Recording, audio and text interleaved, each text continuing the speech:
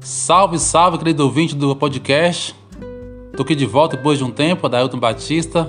Bem-vindo você que me ouve aqui pelo Spotify, pelo YouTube, pelo Deezer e demais plataformas. Sou missionário, casado, formado em jornalismo, mas como digo, tudo isso sem a graça de Deus é nada. Bem-vindo você que ouve a primeira vez, compartilhe então esse podcast. O quadro de hoje é #tem que ler. Por que tem que ler? O tema de hoje é um livro. Hoje vamos conversar com o autor do livro Famílias em Ordem de Batalha. Salva sua família de joelhos. Vamos conhecer o Padre Diogo Albuquerque, pároco da paróquia Nossa Senhora de Fátima, em Franco da Rocha, São Paulo, diocese de Bragança Paulista. Também um grande evangelizador através da música. Ele foi indicado ao prêmio Louvemos ao Senhor 2020 em 3 categorias, com o álbum Vem Me Curar. Padre, bem-vindo ao podcast aqui, Adailton Batista. Deus abençoe, querida Adailton, todos os ouvintes deste podcast. É uma grande alegria estar com vocês para falarmos deste projeto, né? Mais do que um livro, um grande projeto de evangelização para as famílias. Famílias em Ordem de Batalha, salve sua família de joelhos. Muito bem, mas antes de falar um pouquinho do livro em si, queremos conhecer o autor. Padre, como o senhor descobriu a sua vocação sacerdote? De onde você vem, a sua família? De onde o senhor nasceu? Que legal. Eu sou natural de São Paulo, capital, né? E nasci ali no bairro da Freguesia do Ó. Sou filho da Divina Rodrigues dos Santos, minha mãe, o senhor Antônio Tavares Albuquerque, meu pai. Tenho mais uma irmã, né, por parte de mãe, e mais 4 por parte de pai, né? Porque eu tenho o meu pai Antônio é meu padrasto, mas que eu tenho um carinho de pai. Meu pai biológico é o outro, Júlio. Então, com ele, tenho mais 4 irmãos. Tive uma infância muito boa, nasci em São Paulo, capital. Aos 3 anos fui para a cidade de Caieiras. E lá na cidade de Caieiras foi que eu cresci, desenvolvi e conheci a igreja. Aos 9 anos de idade, tive a experiência de Deus numa novena de Natal, que foi feita na minha casa. E a partir dali, então, o meu chamado para ser um católico, porque eu digo que todo chamado a uma vocação, ele nasce primeiro na nossa adesão ao catolicismo. Não é? Não há nenhuma vocação que seja gestada fora do seio da igreja. Então, a minha primeira vocação é ser católico. E como católico, no passar do tempo, fui participando. Na minha família ninguém ia à igreja, só quem ia à igreja eram os meus avós, então é da minha avó que eu tenho esta herança da fé. E eu fui caminhando, fui participando. Com 10 anos conheci a Renovação Carismática Católica, comecei a participar dos grupos de oração, das Santas Missas. Com 12 anos ingressei num grupo de jovens, depois numa comunidade que estava se formando, uma comunidade de adolescentes, chamada Comunidade de Música e Evangelização Nova Jerusalém. E foi ali que eu comecei a perceber que Deus queria algo a mais de mim. Mas nunca tinha passado pela minha cabeça ser sacerdote, porque eu sempre entendi o sacerdócio como um dom, uma missão muito grande, muito importante, e eu não me sentia digno de olhar para esse tipo de vocação. Minha ideia era casar, ter mais filhos, enfim, constituir família. Mas como o querer é nosso e a vontade é de Deus, então ali por volta dos 19 para 20 anos eu já namorava, estudava, trabalhava no banco, trabalhei no Banco Real muito tempo. Mas eu era infeliz, né? Faltava alguma coisa. Então, um jovem de 18, 19 anos, já tinha emprego no banco, já fazia uma faculdade boa, já tinha uma namorada, já tinha um reconhecimento na igreja. Eu tinha tudo aquilo que um jovem gostaria de ter, mas faltava algo. E na busca por esse algo, né, de saber o que era esta ausência, foi na verdade então que eu tive a grande graça de conhecer um padre, que hoje é bispo auxiliar da Arquidiocese de Manaus, Dom Edmilson Tadeu Canavarros. Ele era padre responsável pela teologia no Pio XI, salesiano de Dom Bosco. Então, nas conversas que tive com ele, nós fomos fazendo um caminho que depois eu fui saber que era um caminho vocacional. Na verdade, para mim eram conversas, né? Conversas de amigo, porque ele se tornou meu amigo. E, na verdade, o que ele estava realizando comigo era um grande discernimento vocacional, que os salesianos chamam de projeto de vida, né? E ali eu fui percebendo que não era eu quem me escolhia para ser padre, mas a resposta a uma escolha maior do que a minha era o que Deus estava esperando que eu fizesse, que eu desse. Então eu dei a minha resposta a esse projeto.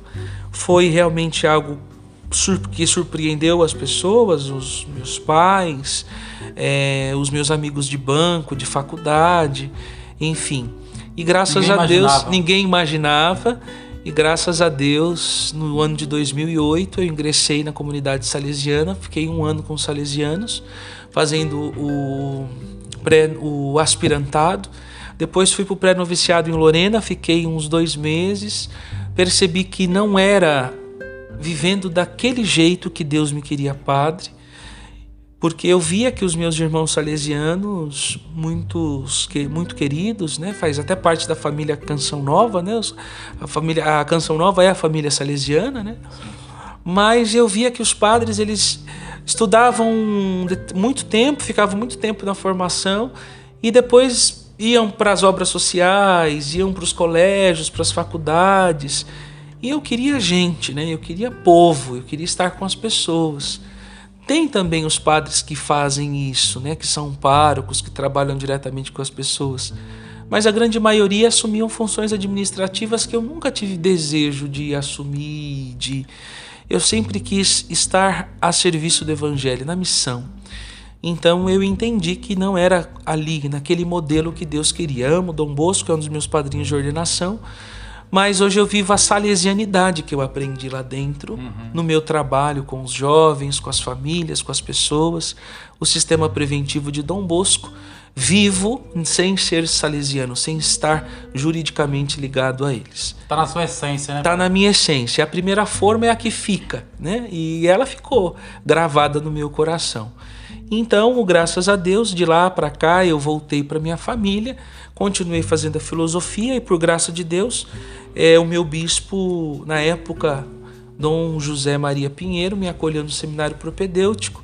Logo após isso ele ficou emérito, veio Dom Sérgio Aparecido Colombo, que é meu bispo atual, e a partir dessa experiência, então eu fui acolhido no seminário da minha própria diocese de Bragança Paulista, onde eu sou pároco encardinado hoje, pároco da paróquia de Nossa Senhora de Fátima, na cidade de Franco da Rocha, fazendo 5 anos de padre daqui a pouquinho, dia 1º de julho. Deus seja louvado. Padre, o tema família é um tema caro para nós, da Igreja Católica. Como diz São João Paulo II, a família é célula da sociedade. Por que então escrever um livro sobre a família? Eu poderia ter escrito sobre vários outros temas, mas se eu fizesse dessa forma, eu estaria sendo injusto, eu estaria sendo até mesmo covarde diante daquilo que o Espírito Santo trouxe ao meu coração. Porque nesses anos de padre, nos meus atendimentos, nas confissões que eu ouvi, nas pessoas que eu dirigi, 90%, se não mais, das pessoas que chegavam até mim vinham com demandas na família, né? Problemas de relacionamento, problemas de incompreensão, enfim, grandes dificuldades no campo da família. E eu entendo que o sacerdote é esse pastor de ovelhas, né? Ele tem que pôr a mão aonde precisa.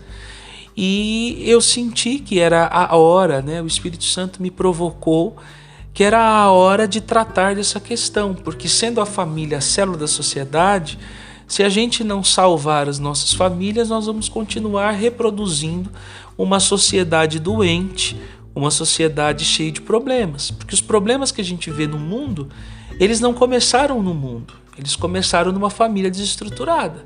Eles começaram numa relação familiar que não foi sadia. Eles começaram numa relação familiar que faltou Deus. Então, Famílias em Ordem de Batalha é justamente uma proposta, né? Uma proposta de um estilo de vida para a família que deseja ir para o céu. Então, assim, não é um livro de autoajuda, porque eu não acredito nesses tipos de terapias e até mesmo de metodologias. Eu procuro incentivar as pessoas a buscarem a ajuda que vem do alto, que é o Espírito Santo. Então, essa é a minha linha de trabalho, de pensamento e até mesmo teológica. Então, Famílias em Ordem de Batalha se propõe a ser isso. É um manual para as famílias que desejam viver de acordo com a vontade de Deus. Muito bem. E quem depois pode ler o livro, né, degustar melhor ainda essa temática. Lá no livro, Padre, capítulo 7, o Senhor apresenta ao leitor 6 armas espirituais para nós cristãos, pois estamos em batalha, né? Rumo à santidade. Fala um pouco dessas armas para nós. Claro, com certeza. Por que famílias em ordem de batalha? Foi muito boa a sua pergunta. Justamente porque, quer queiramos, quer não, desde o dia do nosso batismo, nós somos inseridos em uma grande batalha espiritual. No momento em que nós somos batizados e que nós nos tornamos cristãos, ali já se travou uma grande luta pela nossa alma. De um lado, nosso anjo da guarda e os anjos de Deus lutando para que a graça recebida ali, a graça santificante recebida no batismo, cresça e produza frutos. E do outro lado, o demônio com seus anjos tentando nos desviar da vontade de Deus, tentando nos desviar daquela que é a proposta do Senhor para nós, que é uma vida santa. Então, quer queiramos, quer não, todo cristão está inserido nessa batalha. A diferença é que uns reconhecem isto e por isso conseguem vivê-la, e outros não. Então, quando nós propomos estas 7 armas, 7 armas para se combater o mal, nós estamos propondo aquilo que todo cristão católico deve viver. Eu começo falando sobre a reconciliação. Por quê? Porque o pecado é a nossa aliança de compromisso com o diabo, com o mal. Não há como nós conseguirmos receber as graças e as bênçãos de Deus se nós estivermos com um compromisso com o demônio. É bonito nós vermos o livro do profeta Oséias, justamente esta experiência do esposo que vai buscar a sua esposa, que traz a sua esposa de volta da sua infidelidade, que traz a esposa de volta da sua vida errada, pregressa. E é justamente isso que eu proponho. Na confissão, nós aniquilamos toda a possibilidade de que o demônio tenha acesso à nossa vida e ao nosso coração. Então, toda a batalha espiritual, ela só pode ser iniciada quando nós nos confessamos, porque a confissão vai nos devolver a ordem, o estado da graça. E a partir daí nós vamos poder alimentar a nossa alma com aquilo que nos mantém de pé na caminhada, que é Jesus na Eucaristia. A segunda grande arma, né? Então, assim, para eu poder comungar, para eu poder adorar com fruto, eu tenho que estar reconciliado com Deus, eu preciso estar em estado de graça. E evidentemente que ao comungar, esta comunhão ela vai gerar em mim o desejo de aprofundar, o desejo de ser mais de Deus. Automaticamente nós vamos para a terceira arma, que é a palavra de Deus, que é Deus mesmo. Numa experiência didática, né? O Espírito Santo que vai usando a palavra para nos formar de acordo com a vontade de Deus, o Espírito Santo que vai trazendo a nós este grande desejo da santidade. E se falamos de santidade, nós precisamos nos apoiar naquela que é a mãe dos santos, né? A forma Dei, como diz São Luís Maria Grignion de Montfort, que é Nossa Senhora. Então, essa grande arma que Deus nos deu em João 19, ele nos dá. Mulher, eis aí o teu filho, filho, eis aí a tua mãe. Jesus nos deu esta grande arma para que nós pudéssemos usá-la em nosso próprio benefício, né?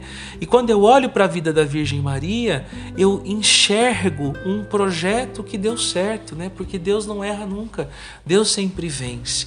E as pessoas podem dizer assim: nossa, padre, mas querer ser santo como a Virgem Maria é impossível para nós. Sim, é impossível, mas eu preciso usar esta arma entendendo que ela, sendo a forma dos santos, assim como ela fez com que tantos homens fossem santos, eu também posso ser santo. Por isso que eu coloco também como arma a vida dos santos. Por quê? Porque quando eu olho para a vida dos santos e vejo o que eles viveram, e vejo o que eles passaram, e vejo as lutas que eles tiveram que travar para chegarem ao céu, e que conseguiram chegar ao céu, isso me encoraja. Isso me encoraja a falar assim, bom, se deu certo na vida deles, vai dar certo na minha vida também. Foram humanos também com a gente, né? Exatamente, foram foram humanos. Sim, como São João Paulo II afirma, o santo é um pecador que nunca desiste. Então, estas armas, os sacramentos, reconciliação, Eucaristia, a palavra de Deus, a Virgem Maria, a vida dos santos, não é? Todas estas armas nos ajudam a verdadeiramente conseguirmos vencer as batalhas que todos os dias estão diante de nós. Cada dia, nos acordar e dizer sim ou não, né? Sim para Deus e não para o mundo, para o pecado. Exatamente. E eu digo assim, Deus é tão bondoso que nós não precisamos nem dizer o não, porque quando eu digo sim à vontade de Deus, eu já estou automaticamente dizendo não para tudo aquilo que não vem de Deus. E a gente precisa entender, meu filho, que tudo isso começa com o primeiro passo, né? O mais difícil de ser dado é o primeiro. O primeiro passo, a decisão, é a mais difícil. Você deu o primeiro passo, com confiança, Deus vai te sustentar nos próximos. Mas o primeiro é o mais importante. Com certeza. Para também vemos um mundo da tecnologia, da correria, da comunicação muito rápida, mensagens instantâneas. Tudo é para ontem.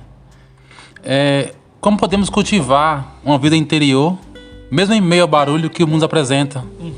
Então, a primeira coisa que a gente tem que ter, a nossa grande pressa não deve ser pela mensagem, pela resposta das pessoas que a gente conversa. A nossa maior urgência tem que ser a santidade, né? Todo mundo tem pressa de ter o telefone mais rápido, o carro mais rápido, mas eu não vejo ninguém ter pressa de ser santo. E é por isso que as pessoas estão cada vez mais vazias. Porque elas tem tudo e não tem nada. Tem tudo e não tem nada, porque elas vão se preocupando em ter as suas seguranças garantidas, sendo que a única coisa que a gente precisa é justamente todos os dias, ao levantar, ao passar o dia e ao ir dormir, me perguntar: o que de Deus ainda falta em mim, né? O que Jesus faria no meu lugar nessas situações? É aqui o Padre Zezinho escreveu, né, que as pessoas conhecem: amar como Jesus amou, pensar como Jesus pensou, sonhar como Jesus sonhou, viver como Jesus viveu, sentir o que Jesus sentia, sorrir como Jesus sorria, e ao chegar o fim do dia, eu sei que eu dormiria muito mais feliz. O grande termômetro de saber se nós estamos vivendo a vontade de Deus é a hora do sono. Porque quando nós estamos com a nossa alma em paz, a gente dorme. Se você não está dormindo direito, pode averiguar a sua vida porque ela está desordenada. Está faltando sentido, porque o sono é a recompensa de um dia bem vivido. E você vê como isso é sério, porque nunca se vendeu tantos remédios como se vende hoje para as pessoas conseguirem dormir. Por que elas não dormem? Elas não dormem porque elas estão desordenadas. Então a nossa grande pressa deve ser por sermos santos. Como cultivar a vida interior diante desse mundo que é barulhento? Se desligando do mundo. Não temos que inventar a roda, né? Nós temos que olhar o que os homens de lá de trás fizeram. O que os homens de lá de trás fizeram? Para rezar, eles foram para dentro da caverna. Se retiraram, entendeu? Então assim, você não vai conseguir rezar se você tiver com televisão ligada, com celular ligado, com rádio ligado. Não, a vida interior pressupõe escondimento. Quem quer falar comigo, entra no teu quarto, fecha a tua porta e fala ao teu pai que vê no oculto. E o teu pai que vê o que está no escondido vai te ouvir. Então não tem fórmula. As pessoas vão dizer: padre, como que eu vou rezar? Você vai rezar primeiramente se desvencilhando de tudo aquilo que te impede de ser espiritual. Não tem como ser espiritual amarrado a essas coisas. A tecnologia, os meios de comunicação, eles são meios. Eles não devem ser a finalidade da nossa vida. A finalidade da nossa vida tem que ser aquilo que a traça não corrói, que o homem não rouba. Então, eu vejo que a urgência da vida interior é a urgência da capacidade de nós fugirmos da loucura do mundo. Por isso que os santos são pessoas que não estão amarradas ao tempo que vive, estão sempre além. Porque enquanto todo mundo está indo numa direção, o santo está enxergando para além daquilo, ele está indo em outra direção, em outra vibe, como dizem os jovens hoje. Isso mesmo. Até uma dica que eu dou, eu tento fazer exercício de ir para a capela, mesmo que eu leve o telefone, eu possa desligar a internet, colocar no modo avião. Na hora de dormir também, em vez de ler o celular, a mensagem, pegar um livro ali espiritual, ler uma leitura espiritual, para que minha mente descanse e possa estar em Deus. Os especialistas do sono dizem que os estímulos sensoriais devem ser suprimidos, devem ser evitados com pelo menos 2 horas antes da hora que a gente for deitar, para que a nossa mente comece a ser desligada. Tem gente que dorme com o celular no rosto, então não dorme mesmo, tem um sono perturbado. Então a dica que eu dou é justamente essa. Já estabeleça com os seus círculos de amigos o horário limite em que você vai responder as mensagens. Gente, até 10 horas da noite ou até 11 horas eu vou responder as mensagens. Depois disso só vou ver no outro dia. Já deixa estabelecido para você também ter disciplina e também se corrigir. Deu 10 horas? Desliga a internet, entendeu? Tome a Bíblia, pega os livros do Salmo, faça o propósito, eu vou ler um Salmo toda noite antes de dormir. Mesmo que você ainda não tenha sono, termina de ler o Salmo, reza o seu rosário. Se não consegue rezar o rosário, reza um terço bizantino ou esses outros terços devocionais, que são terços que são mais rápidos, mas que são muito substanciais, muito profundos. Isso vai ajudar a dormir. Agora a pessoa, ela acabou de assistir um filme de terror, ela acabou de ouvir uma música pesada, ela acabou de sair de uma gritaria, ela deita e fala assim: eu não consigo dormir, estou agitado. Claro, seu interior reverbera aquilo que você estimulou a ele. Então, meu filho, não é à toa que nos conventos, que nas casas, nos seminários, nas casas espirituais, depois da oração da noite não se fala mais com ninguém. Não se comunica, só vai se conversar depois do café da manhã do outro dia. Depois da oração e o café da manhã. Na hora do café da manhã é que os irmãos começam a conversar. Por quê? Porque a nossa vida pressupõe silêncio. Quem não silencia não interioriza.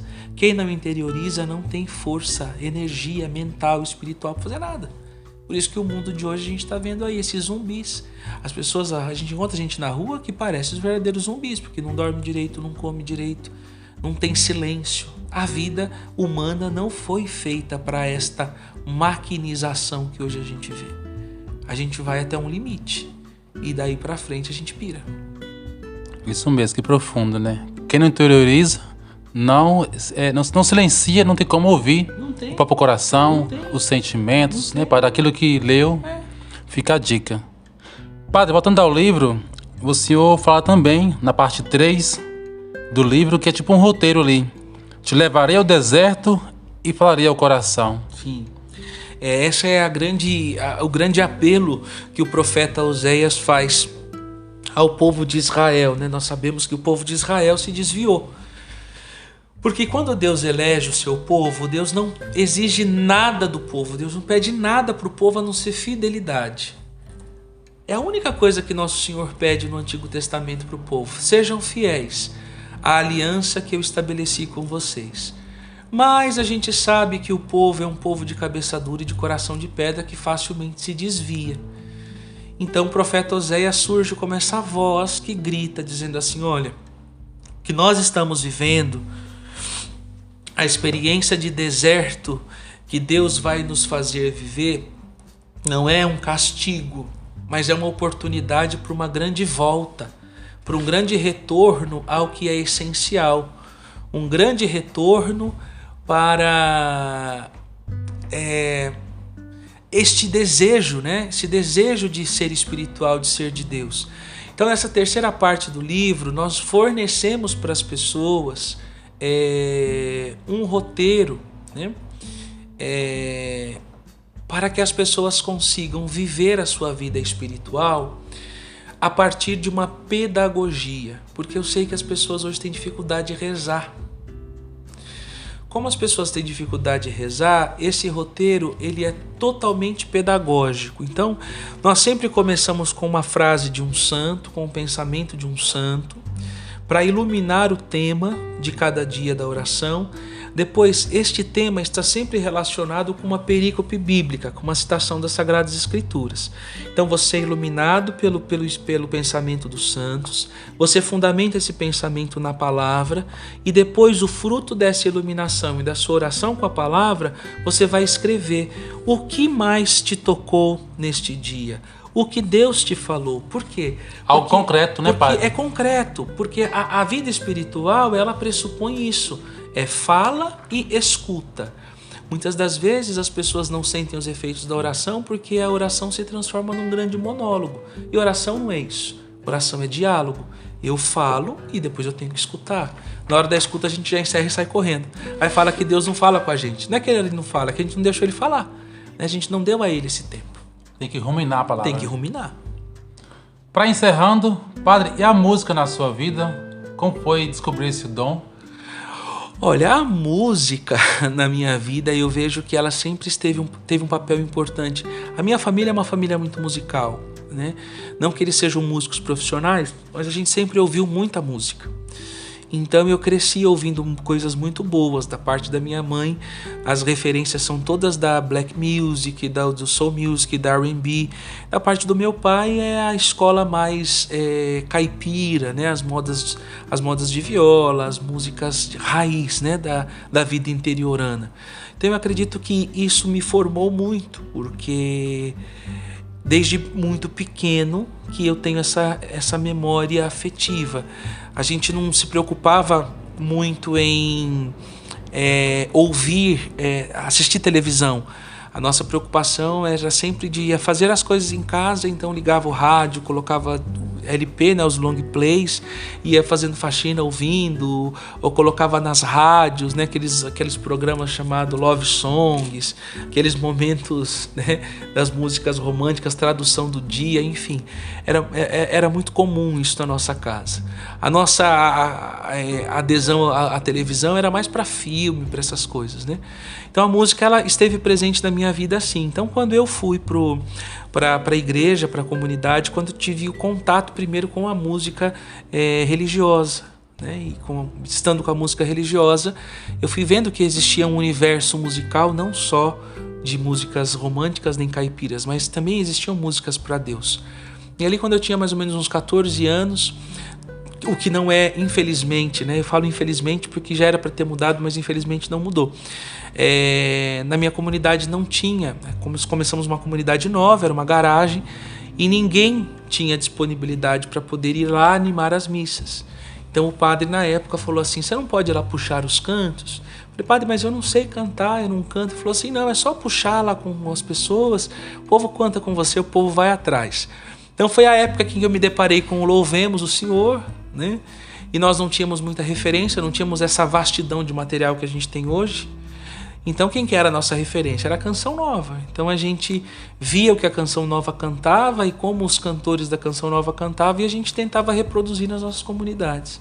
Foi assim então que eu fui me envolvendo, né? Fui com a música, com a canção, até que então depois eu fui perceber mais adiante que também era um dos dons que Deus tinha me dado para seu serviço, para a evangelização. E daí nasceu o projeto Vem Me Curar e tantas outras canções que você que está ouvindo esse podcast pode ter acesso. É só colocar lá Padre Diogo Albuquerque. Nas principais plataformas você vai encontrar tanto o meu CD como os últimos singles lançados com outros cantores católicos. Muito bem.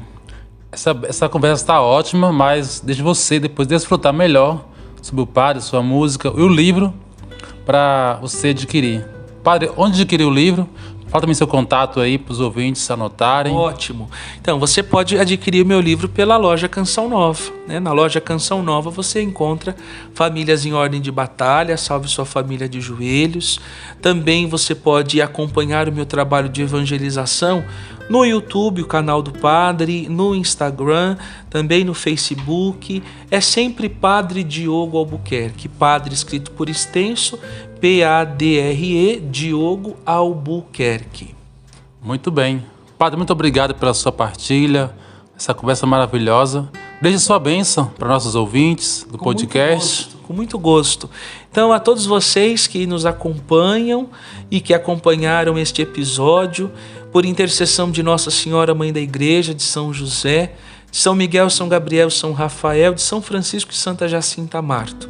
Desça a proteção, a força e a bênção de um Deus que é Pai, Filho e Espírito Santo. Amém. Muito obrigado você, querida Dailton, por esse trabalho tão bonito. Espero que esse podcast possa chegar a muitas vidas, a muitos corações. Amém, Padre. Obrigado. Obrigado aos ouvintes. Até um próximo episódio.